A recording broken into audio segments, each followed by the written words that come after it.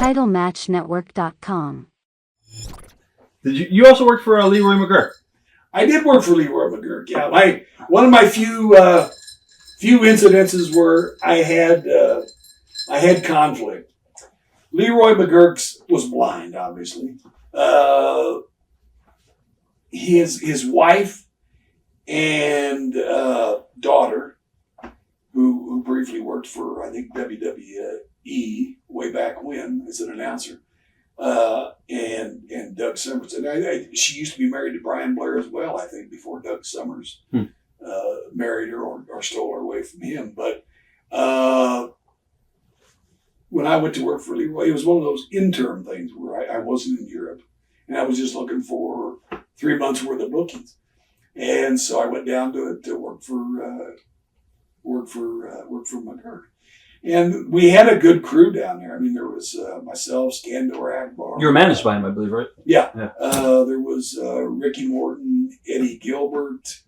God, who else was there? But a very good crew of good talent. What are your memories of Eddie? Oh, I liked Eddie. I mean, I won't go into, somebody that's dead. I mean, right. He was the first time that I'd ever ran across somebody that, even back then, didn't kayfabe. I mean, I was, when he had this, he had a gay guy that did his TNT, it was called. It was a little scoop sheet. It was probably the first Meltzer type publication. The guy lived up, I think, in New York someplace. His daddy was an IBM executive. And Terry something was his name. But anyway, and I said to Eddie, I said, Jesus Christ, that guy's gay. Don't that bother you? Don't bother me none. As long as he don't try anything with me. I said, oh, okay. But I said, but he's talking business with the guy, It's the first time I'd ever seen that. I said, Jesus Christ, kayfabe. Right. And again, he said, well, Jerry Lawler does it all the time, which was unbeknownst to me. I mean, Lawler had these little cartoons in Abner magazines and shit like that, of the Masked Man and all that cartoon shit. And again, that was an aspect of the business that I just didn't know existed. But I mean, Eddie was a good worker, and I got along with Eddie. But I mean, that was just one of the things I was just kind of shocked. Jesus Christ, it was you've broken the religious code. Yeah. But anyway, talking about McGhirk and that whole scenario there, we had some of those regular towns were just really on fire, and we were making a lot. We were drawing a lot, but we weren't making a lot of money. A guy named Jerry Brown was there, Ron McFarland, and the payoffs were not reflecting that. So anyway, after the final straw, was happened in Oak City, and so we said, we're not being paid fairly. You need to make this up or something. And then Doug Summers and his girlfriend, wife or whatever she was at the time, we'd been in Springfield, Missouri, do a hell of a house. I think it was $7,000 house. And somehow the money got lost between Springfield and going back to Tulsa. So everybody got the minimum payout. What the fuck is this shit? Yeah. And so just everybody started to get edgy. And so it all came down to Oak City, and we want to be paid. If we're not paid, we're out of here. And so the guys basically walked out. Huh. And it became a big confrontation, big write-up in all the Tulsa Times or whatever, I think it was Tulsa Times, fired wrestlers won't be back for Leroy McGurik. You went back to Portland in the 80s, and did the territory change a lot? Did the territory change a lot? Well, I don't know. I can't, the dates in 80, I'm trying to think. No, not that much. It was still basically a Don Owens territory at that time. I mean, they were still drawing money. Right. The downfall, for Don Owens really didn't come until the WWA, created their product. Yeah. And all of a sudden, these guys are superstars, and we're just getting the local shit. Right. Even though guys that had been in Portland, like Piper, like Rose, and others, had been to the WWF, it was still, well, you're kind of like the minor league now. Whereas before, that was the only ball game in town. That was all they knew. They were the biggest stars that walked the face of the earth.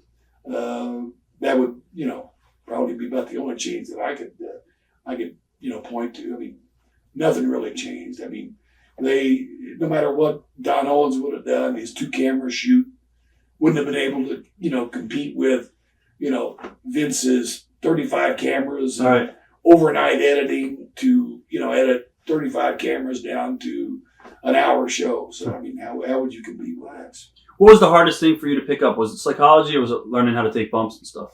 The bumps came easy. The psychology was the hardest part. And, we've talked about over the years about how this guy's got it and that he goes through a process and he loses it.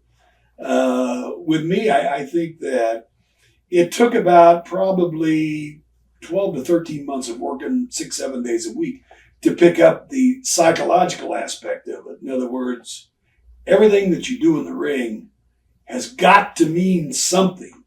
In other words, why do it? And pretty soon, as you watch other guys and you learn various things and various tactics from wrestlers. I can recall one time we were in some place in, I think, West Virginia. It was a coal mining town, and the people were very, impoverished and didn't have a lot of money. But it was for I think, the sports program at the local high school. And so the mine actually bought all the tickets to the event and then gave them out to the miners to attend. I mean, you had a good-sized gymnasium, and it was packed. But because it was free, nobody gave a shit. And I remember the first match going out and doing their best, and people just sat there on their hands and didn't react. Second match goes out, which was myself, and I said, I can top that. I can take bigger bumps, more bumps, yada, yada. And again, no reaction. And one of the old-timers said, watch me, kid. And he goes out and he grabs a hold, and that was a simple headlock. Headlock takeover, headlock takeover, headlock takeover, headlock takeover, headlock takeover. And eventually, he bored the people into following him. So when the guy started to come out of the hold, they were pissing down their leg. I mean, it's just that it was free to them. And there is a difference between when something is free to somebody and when somebody pays for something. It's like when I worked in Australia. The promoter over there, Larry O'Day at the time, had a per week guarantee. And he hated to see us American guys have a day off. So he would sell shows to the Sydney Soccer Club or the Sydney Rugby Club or whatever it was. I mean, these were like Las Vegas casinos, but they supported the amateur soccer or Aussie Rules football clubs. And so these were sold shows, but just, he made the minimum on them, but it was free to them. In other words, they just use it like, Las Vegas used to get the people in there. So they would buy drinks and they would play the slot machines, which was the revenue producer for them. But I remember talking to an American comedian there, and he said, these are the hardest goddamn club to work because they don't pay anything for it. It's free, and they're just really hard to entertain. He said, you figure out the people, they want to, goddamn it, they paid $50. They're going to have a hell of a time, whether it's a good show or not. They're going to say it was a good show. So, once you learn that, then, it's one of those things that, because it's free, that doesn't mean that the people are going to react or going to have a good time. You also managed Kendo Nagasaki. Yeah, that was, when I was Mega Maharishi. Right. How crazy did the fans get? Did they ever have riots up in Portland? You're never going to have there were riots, but I mean, an occasional chair when people would get upset would, be thrown by the fan, right, or something like that, or they'd pelt you with stuff. But nothing as rapid as Mid-South. rapid as the South. I mean, yeah. the South people believed, and a lot of times you would fight your way out of arenas. I mean, I could tell you story after story after story of very unpleasant situations in the South. I mean, one time we were it was in, I think, Richmond, Virginia, and Morton Sr. and Boris Malenko, they had just been beat 2 straight by the Scott brothers, and people took that as a weakness. Where Orton and Malenko were kicking the crap out of everybody, and now here the Scott brothers beat them 2 straight. They took that as a sign of weakness, and when they started back to the dressing room, the riot started, and the people were basically, we're going to kill them. The only thing I think that saved him was the fact that a guy came out of the dressing room, firing at the ceiling, and the people backed off, and they were able to get him back to the dressing room. But I mean, that's only one of many many cases down south. Another good story was about, used to be a guy in the old Pensacola territory, which is run by the Fields brothers. Their dad was a referee, and so it was a tag team match, and the finish was supposed to be that the referee gets knocked through the ropes onto the floor, and somebody comes in and kicks the shit out of the baby faces, and then he wakes up in time to get in and make the count. Huh. And so Speedy takes his bump outside, and he's laying there, and some fan is so pissed off at Speedy for getting knocked down that he goes over and he kicks Speedy. Speedy gets up, kicks the shit out of the guy, looks in and sees that it's not time, and he lays back down and waits until it's time to go in for the fucking finish. But hey, just crazy shit like that. I mean, another time was in some town in Mississippi, and there was a guy named he was from Cuba.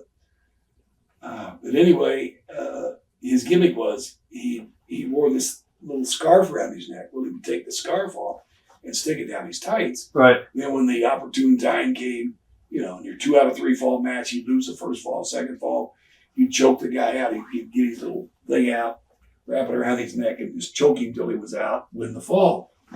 Well, he wins the fall by choking his guy out. But the shakiest old gun in Mississippi, some old, guy that had been deputized, had a badge on and gets into the ring, and he got that gun right in the guy's face. Wow. He's shaking back and forth. Get that out of your tights. Get that out of your tights. Of course, the guy's scared to death. He's going to fucking shoot him. Yeah. So he, of course, produces the That's rag great. out of his pocket. And of course, the referee's got no choice, but he lost 2 straight. Pissed the promotion off because now they lose the concession. Wow. TitleMatchNetwork.com